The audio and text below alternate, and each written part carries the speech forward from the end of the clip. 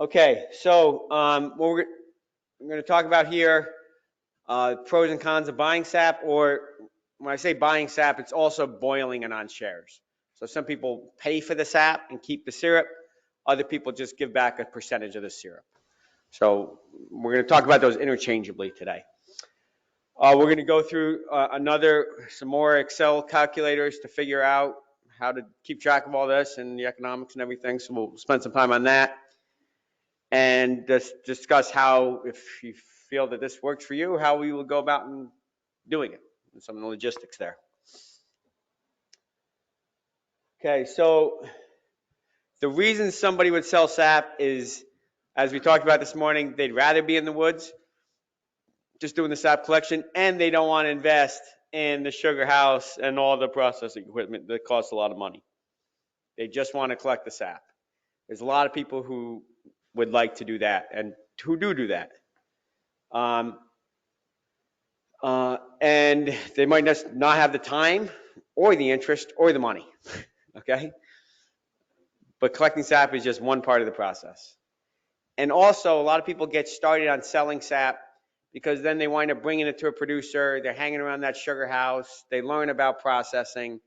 They get experience. They make a lot less mistakes. It's a lot less costly to go make syrup when they go to decide to make syrup. Because they're two different things. Making sap and making syrup. They need to go together, but not necessarily at the same time. The reason why you would buy sap, you really like being in the sugar house. Okay, that's your happy spot.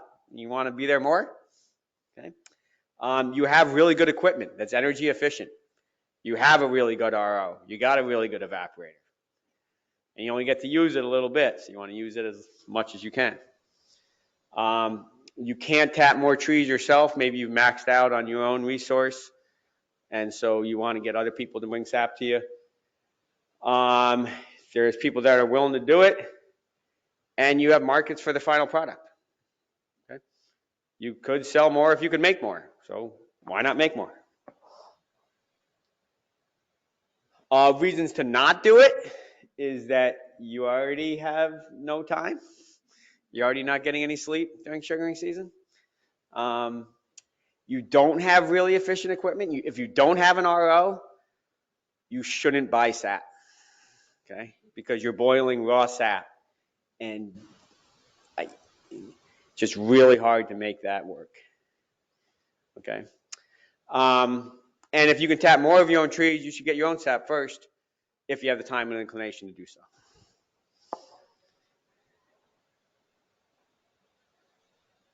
Okay, pricing sap, there used to always be published in the thing is called the Maple Digest, and it was just based solely on the sugar content of the sap.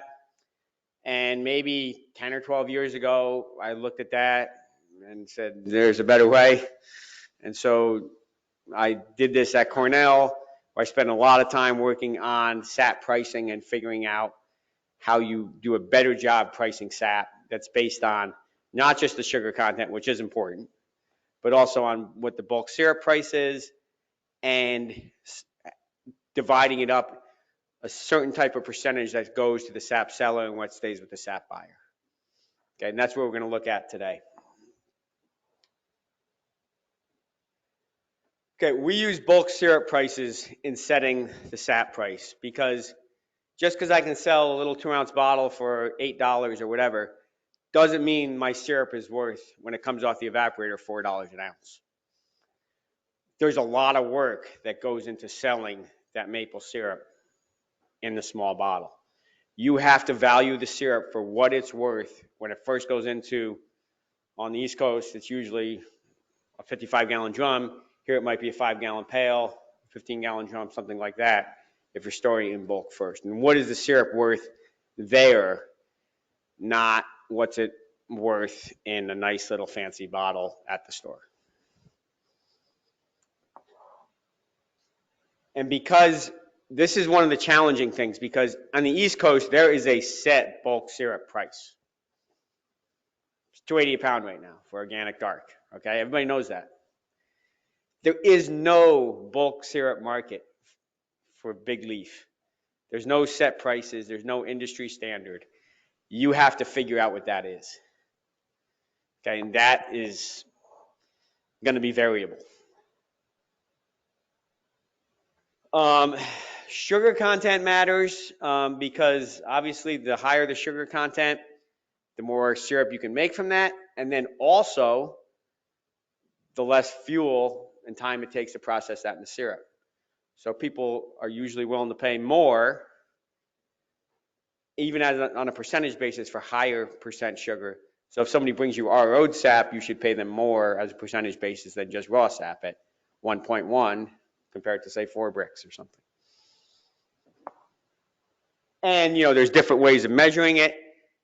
If you're buying sap, you should have at least 2 different ways to measure it.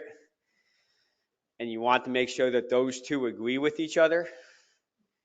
Okay, because if one says 1.1 and the other says 1.5, one of them is wrong. If both say 1.3, it's probably right. They could be both wrong as well, but you're going to have less arguments because it matters quite a bit on the pricing when you get to the sugar content. So Greg talked about the rule of 86 this morning. That's sort of correct, but not really. The rule of 86 was developed back when maple syrup only had to be 65.5 bricks. And nobody makes 65.5 brick syrup anymore on purpose. It's the rule of 87.1 in order to get to 66 bricks. And if you want to get to 66.9, it's the rule of 88.3. You have to divide it into a higher number. The higher the sugar content you take it to, the higher the number you have to divide into. Okay, and so these formulas are based on that.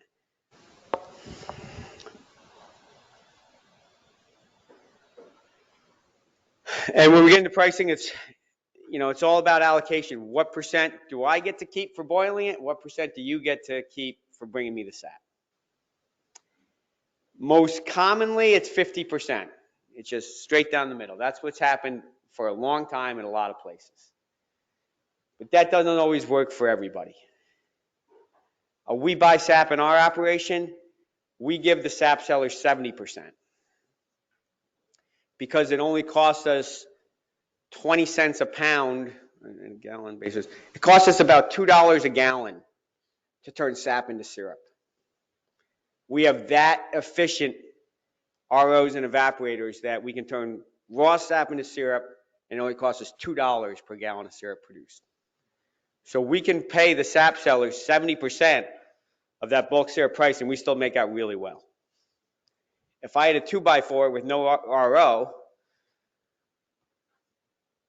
I'd have to keep 85 or 90% to make it worth my while. Yeah. I don't think anybody's really talked about how much water is reduced from an RO, and so for some people that aren't familiar with this, maybe just what is Sure. Okay, great question. So Eric's saying, why don't you explain an RO first?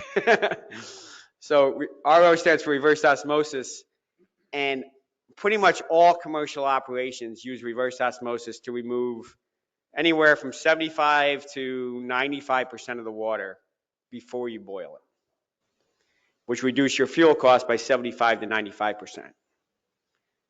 And so, especially with fuel prices today, you can't make syrup economically without an RO. And so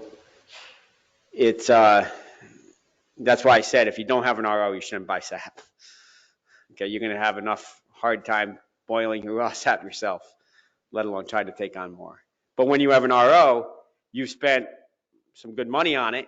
You only get to use it for part of the year. That RO should always be going. If it's not concentrating, it's either washing or rinsing. But our ROs essentially never turn off. Okay, we're either concentrating or we're washing and rinsing those membranes to keep them at high performance.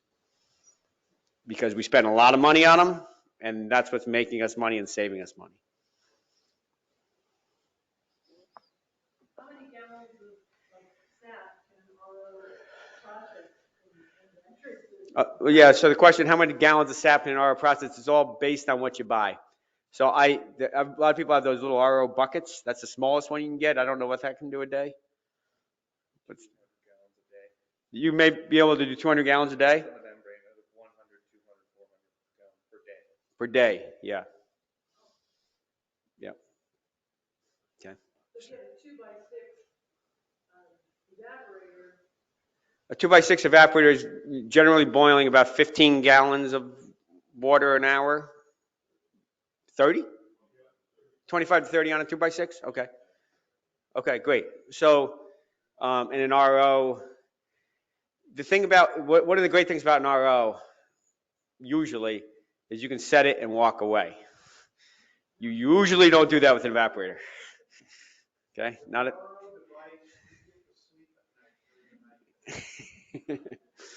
yeah. Yeah. Okay. And so we're going to get into that Excel calculator soon, but one of the biggest thing you have to do is put in is like, how do you divide the syrup? And what that's going to come down to is whether that sap is delivered to the sugar house or that sugar maker has to go pick it up. What kind of capability can that sugar maker process? Okay. We pay a high percentage because we have really good equipment. We want to make the use of it. And it all comes down to relationships as well. And how you got to make sure it's going to work for both parties. We'll get into this. You can compute your hourly wage for making syrup by buying sap. We'll do that.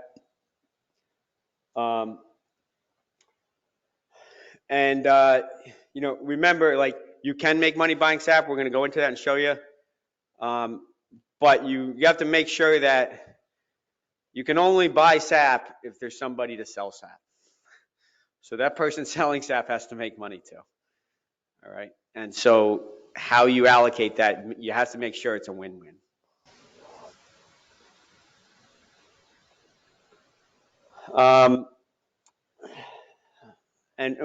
Yeah, we'll switch over to sell in a second. Just some final things.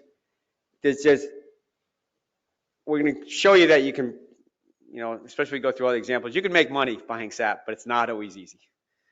Okay.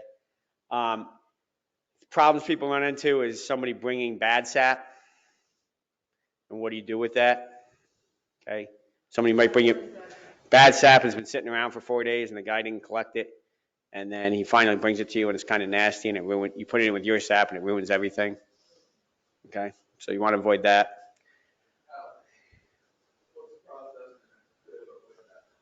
The process to avoid that is clear communication and expectations, and ideally a written contract that says you have the ability and right to reject any sap load and to check it before you put it in.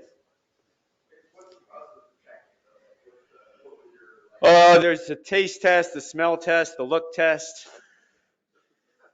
Yeah. Well, oftentimes you can look at it and know that and then you smell it, and then you might taste it, but probably not.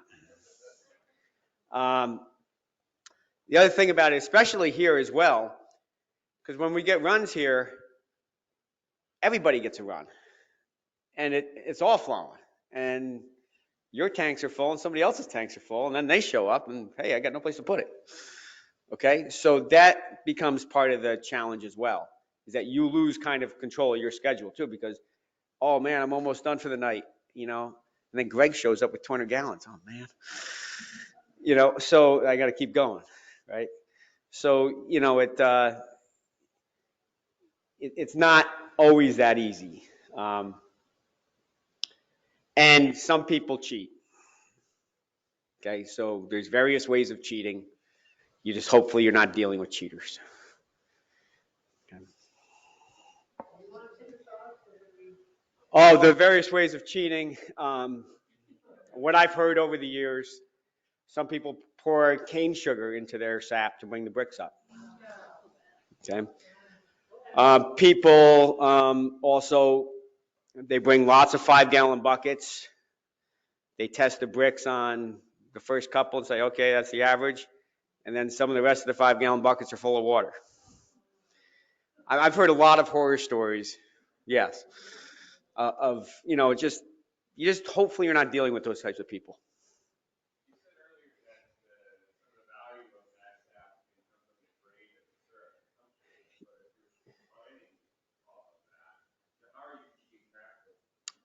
We'll get to that. Great question, Patrick. Yeah. Yeah. Okay. If you decide that you want to buy more sap, you can post ads on Craigslist. There's probably Facebook groups and local types of internet forums.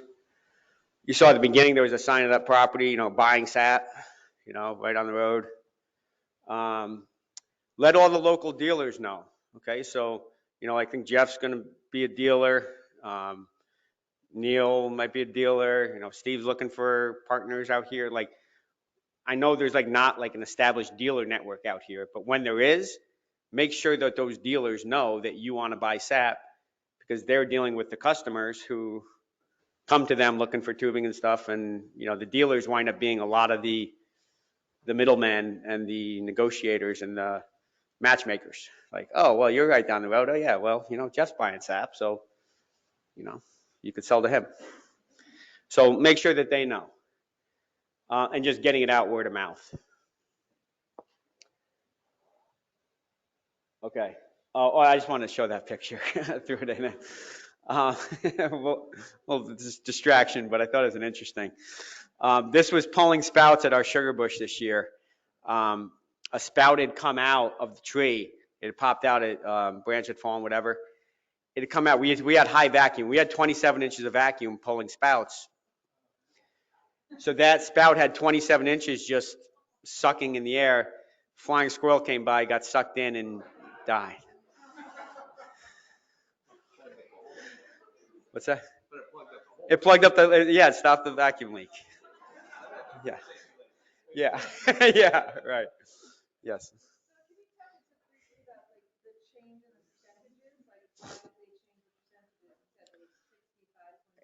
Yeah, I'm going to get all into that. Can you open up that Excel file, and then we'll go through all those? Yeah. So say you're on that 50-50 split scenario, how do you, as the producer, if you're giving syrup back to them, how do you consider the bottles and all that? So if somebody wants, if I bring you 100 gallons of sap and it makes a gallon of syrup, I should either have to then provide you with that gallon jug, or you charge me for it and take it out that way.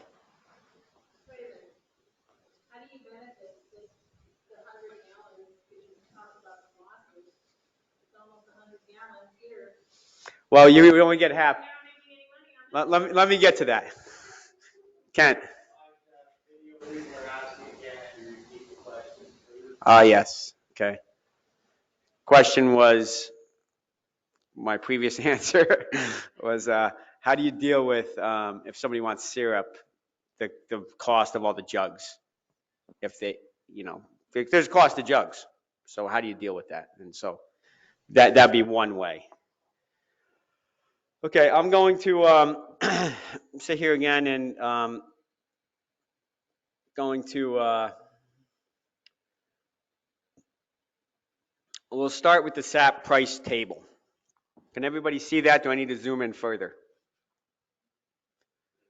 It's good? Okay. All right, so let's just take an example here. Let's go to say 1%. So right here, this is the Sap sugar content. I went from 0.4 up to 3.4 of what the range might be. Okay. Hopefully you guys have 3.4 bricks sometimes. And then this is up here, this is the bulk syrup price. This is in dollars per pound in the orange and dollars per gallon in the green.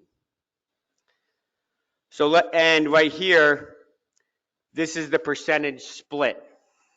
What do I get? What does the sap seller get? Okay, so we just have it set at 50% as that's it's commonly used. And let's just say our bulk syrup price, just, I changed this table for, for the Pacific Northwest because in the Northeast, I go from $1.50 at 10-cent increments up to $3. Here, I started at 6 and went up to 21. Okay, so that's the difference in value of big leaf maple syrup versus Eastern maple syrup. Okay, so you have to, and there is no set value on the bulk syrup price for big leaf maple.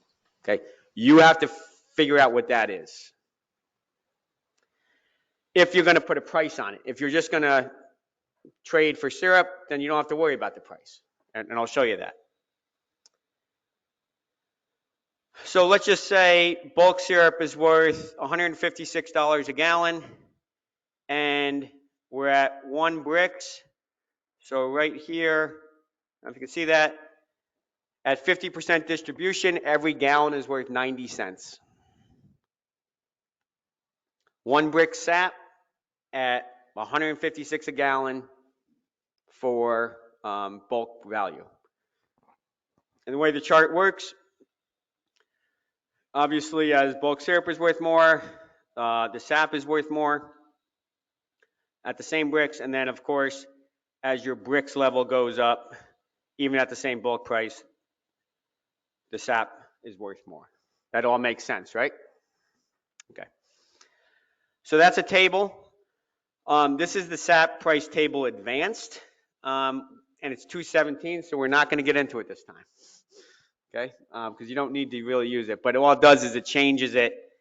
Remember what I said, I would much rather buy 4 Brix sap than 1 Brix sap because it takes me less time and fuel to process it. So I'm willing to pay a higher percentage for that. And this allows you to do that, but we don't have time today. This shows you how much money you can make per hour in your sugar house buying sap. Okay, so this is there's a simple one, which we're going to go through, and then there's an advanced calculator, which we're not going to go through. But in this case, if I can make 2 gallons of syrup an hour, if my fuel cost between fuel and electricity is $2.55 per gallon of syrup produced, that's what this is. If I'm giving away 50% to the sap seller, and my bulk syrup price is $10 a pound, so basically $110 a gallon. At this, with these variables, I'm making over $100 an hour in my sugar house. If, to say it's a lot more expensive,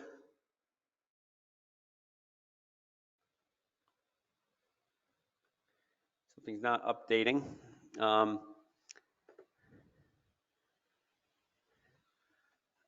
I don't know if it's supposed to update, and the formula, I don't know why it's not updating on this thing, but we're going to send this to you. When you get it and you open it in Excel, or we have an online version, it'll work. I'm not sure what's going on there. There's an advanced calculator.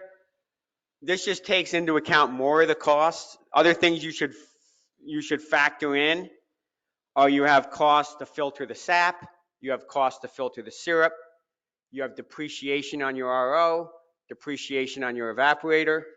You start to factor in those things, you don't make as much. So instead of before it was 103, when you factor in that, you're down to 95. And let me just, what happened? Oh, okay. I'm just got a bad memory. Okay. All right, so let's just say, I just want to show you why we buy sap. So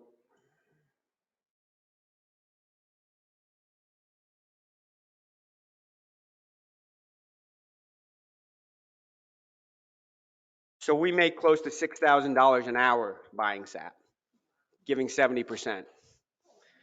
Okay? But we've spent a lot of money on ROs and evaporators.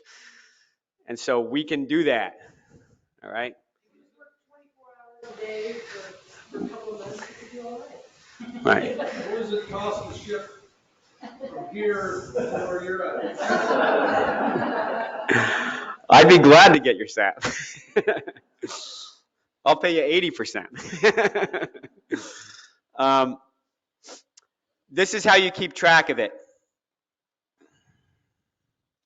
Okay, this is a blank worksheet, and I'll show you an example one. So what you do on this example, you have to first put in what you're going to give if it's delivered and what you're going to give if it's picked up. So you have two different options there. Put those in. Put in what your prices are for the different grades. Okay, and these are just made up prices, but you have those there for the different grades. Then you come down here, and every time you get a delivery, you keep track of the date, the gallons of sap that's delivered, the sugar content of that sap, the grade that you made, and whether it was delivered or picked up. You just have to put in what's in yellow. And what it tells you how many gallons of sap are needed to make a gallon of syrup, the total gallons of syrup that was produced from that sap that was delivered.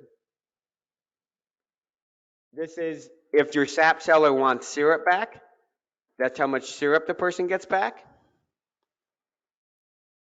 If they want to get paid, that's what you're giving them as a check or cash. And that's the price per gallon. You put this in every time there's a delivery. Over the course of the season, it'll sum an average for you at the end and tell you at the bottom here that if I take all of Greg's sap, I'm going to have to give him 51 gallons of syrup back or $6,654. Okay, so it keeps track of all that for you, and you would just create a different worksheet for every person you're buying sap from. And it's a great way to just keep track of everything and have complete transparency between the sap seller and sap buyer so you can see that and how it all works.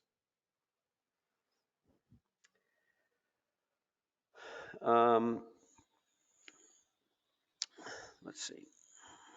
Mike, do you give the people who are suppliers to you a list of specific instructions on how they should manage the product that they deliver to you? We should. Okay. Yeah. And we've actually been waiting for UVM is working on a Sap Buying Contract, and I just didn't want to reinvent the wheel, and it was supposed to be out this year, and it's not. And so they're going to have it for next year, and we're going to use their contract template for sap buying, so that we have good relationships with our sap suppliers, that are people that sell us sap, but a good contract is always a good idea. Yep. The people who sell you sap, what's their situation? That they would rather get 70% of the value of the syrup and not have to build a sugar house and buy an evaporator or an RO and stay up all night boiling, and they still get 70% of the value. So they make out much better.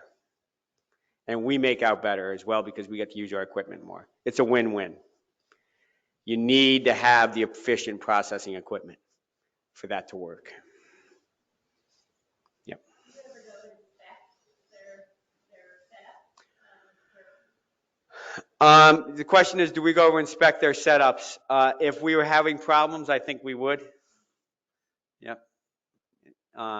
Because you can maybe figure out what the problem is. Yep. The question was, what do they transport in? Usually plastic tankers. One of them has a stainless tanker, an old milk truck. Question in the back.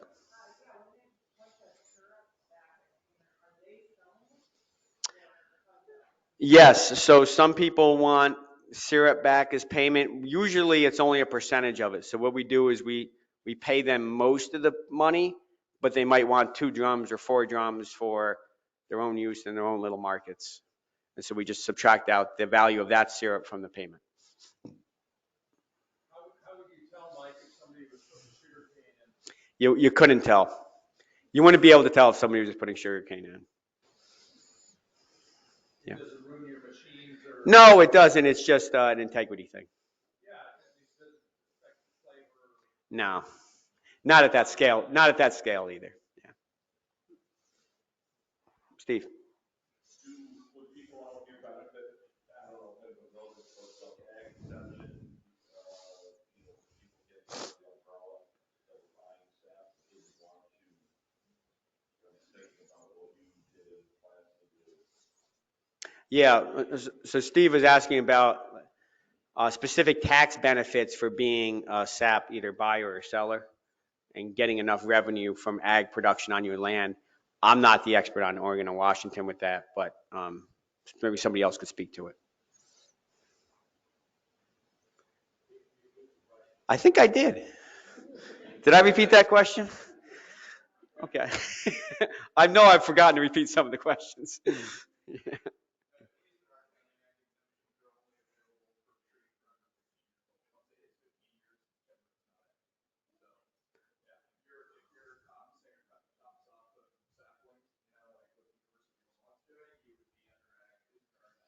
Okay.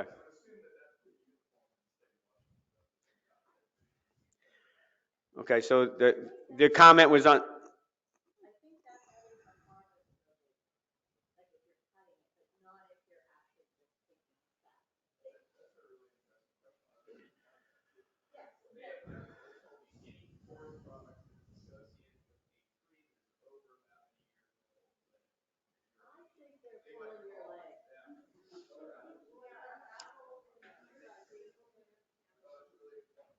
Yeah. So in New York State, if you have forest land, you can either get a forestry type of uh, tax benefit, or you can get an agricultural type of tax benefit. If it's a sugar bush, you choose which one you want. Just like anecdote, Skagit County only need to show $1,000 in ag to be considered open space ag. But there is a potential issue, and maybe you guys can figure this out amongst yourselves. But under current use, you're expected to be going across the trees for timber harvest. And the assessors want to either see receipts or do another tax designation. I've had these conversations with the assessors as of this week. They're concerned about a lot of different uses besides timber. This is Washington. Like our county is $1,500 per thousand, right? Is where it's arbitrary it is in county to county. Oh yeah, well even within turf use timber, it's different.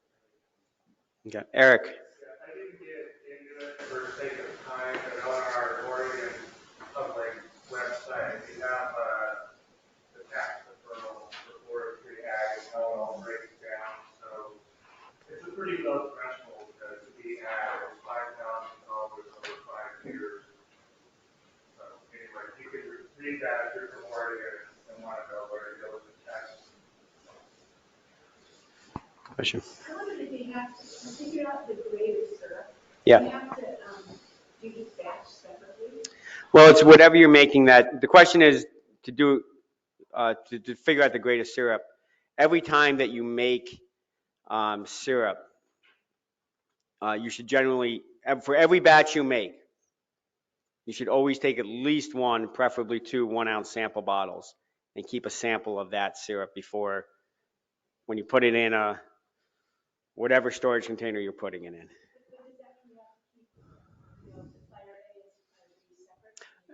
No, well, so let's just say I'm buying sap from multiple people. They're all going to get the same price for whatever grade it is, unless Jeff brought me great sap and Elaine brought me horrible sap. I might grade Elaine's as commercial and Jeff's as like golden or something, you know? I have the ability to do that as a way of, rather than rejecting Elaine's horrible sap, I could just say it's commercial grade and give her something, right? That'd be a way of doing it on that chart. So in Washington, we don't have those grades? No, you do. So whether it's big leaf maple syrup or sugar maple or Norway maple or any maple syrup, in the United States, it's all has a standard of identity through USDA, and it's maple syrup made from an Acer species. They don't care what Acer species it is. If it's made from Acer, it's maple syrup, and it conforms to that grading system. So we need to learn what the grading system is and the requirements and make our own judgments? Is that how that works? That is correct. So the question was, do you have to learn the grading system? Yes. Maybe next year I don't know, we have a grading system one in this conference?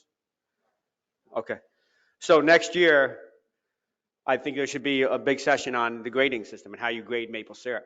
There's actually a 2-day training that's offered every year at the Maple Grading School. And you can go, it happens the 2 days before the North American Maple Syrup Conference every year, that you can go learn all about how to grade maple syrup for 2 days. So if that grading system's set by USDA, do they come back and sample this to make sure the grading is being met? Okay, so the question was, is the USDA going to come and check to make sure your grades are correct? No chance whatsoever. Okay? Yeah. Right from the very beginning, when I started doing this, I'm looking at the grades in the book, and it shows this golden, beautiful, smooth, and not even amber, but golden color. And I'm looking at mine, and okay, it's kind of a bronze color, but yet it's from the same season, at the beginning of our season, but our maple syrup is completely different, and that we've said it multiple times that it is more valuable out here, but it's a different color. Maple syrup comes in, yes, sometimes it's a little more reddish in some places. It depends on the minerals. So the question was, does the grading system really going to work, because you might have a more of a reddish or different or bronze or other type of color? It's actually based on light transmittance. So it doesn't really matter the color, it's the amount of light transmittance when you put that maple syrup through a hanometer. So like anything above light transmittance of 75 is going to be golden. So this would be golden? Let's see. That looks like very golden syrup, yes. Mike, isn't the grading, it's not, it used to be grade A, grade B, but it's not anymore, right? Right, yeah. It's graded by color, and the darker color doesn't mean it's a lower quality. Right, so the question was, there used to be a grade A, grade B. There was a movement in the maple syrup industry. The International Maple Syrup Institute took on this project to do standardized grading between all the states and provinces and the US and Canadian federal governments. And it took, I think, 15 years to come up with a harmonized grading system. And part of that process was getting rid of grade B, because consumers don't realize that grade B syrup is better than grade A. Okay, there's a lot of people who always want a grade B. They thought that's the best syrup, that's the darkest, that's got the most flavor, but that's only a very small subset of the public. And so if you have grade B syrup in the marketplace, it's considered inferior. Nobody buys grade B eggs, right? And so now it's golden, amber, dark, and very dark. The grade B is now called very dark. Question?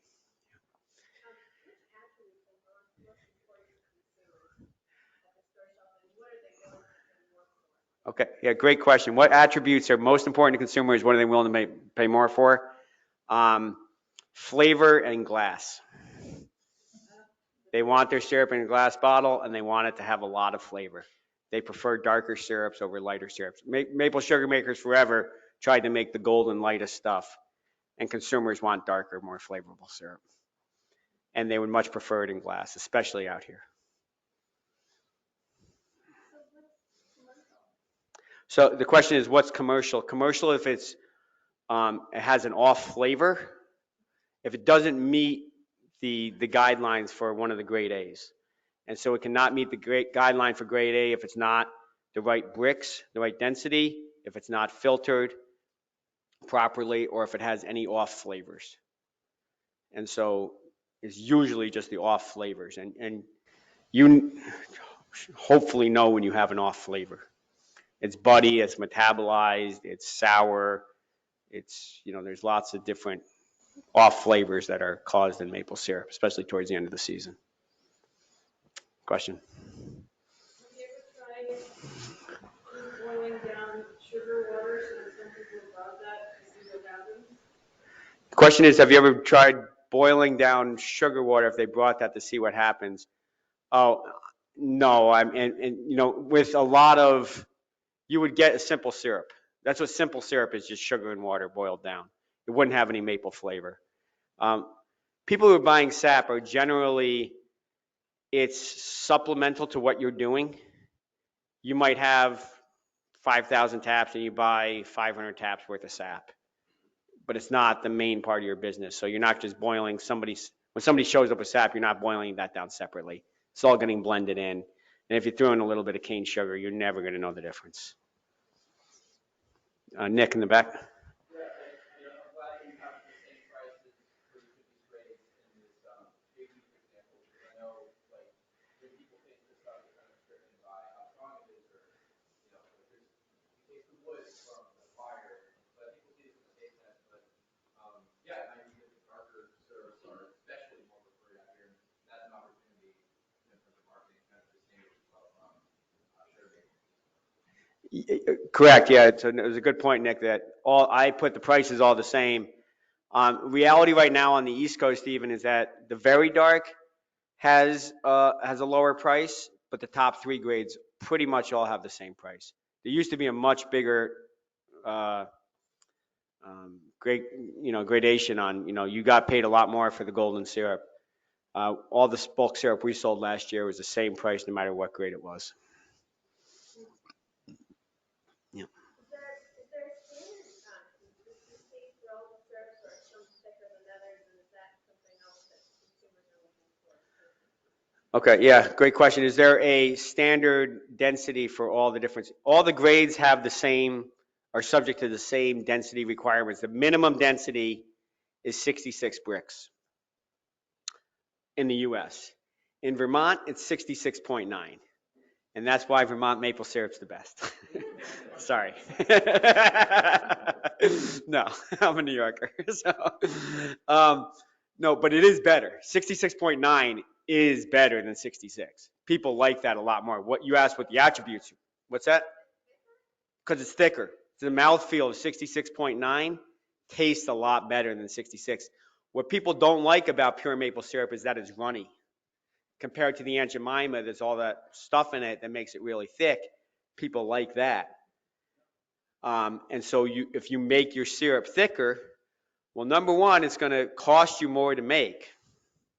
The thicker you make the syrup, and once you start getting over 68, you got a chance of it crystallizing. And then you have the sugar crystals on the bottom, and then you get, people calling you that they have glass in their syrup, and you're giving away sugar. So it's a really fine line of getting it. Like 67.5 is a really good number to shoot for, because it's going to taste really good. It's going to cost you a little bit more, but your consumers are going to be really happy with it. And it's not going to crystallize.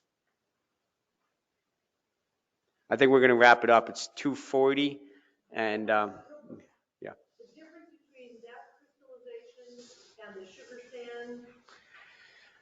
Okay, so the question was the difference between crystallization and sugar sand. Sugar sand is minerals that's precipitated out, that falls to the bottom of your jug of maple syrup, and sugar crystals are just sugar that's come out of solution and made a crystal because it was too high a density. All right, so we're going to take a 20-minute break. What? Oh, yeah.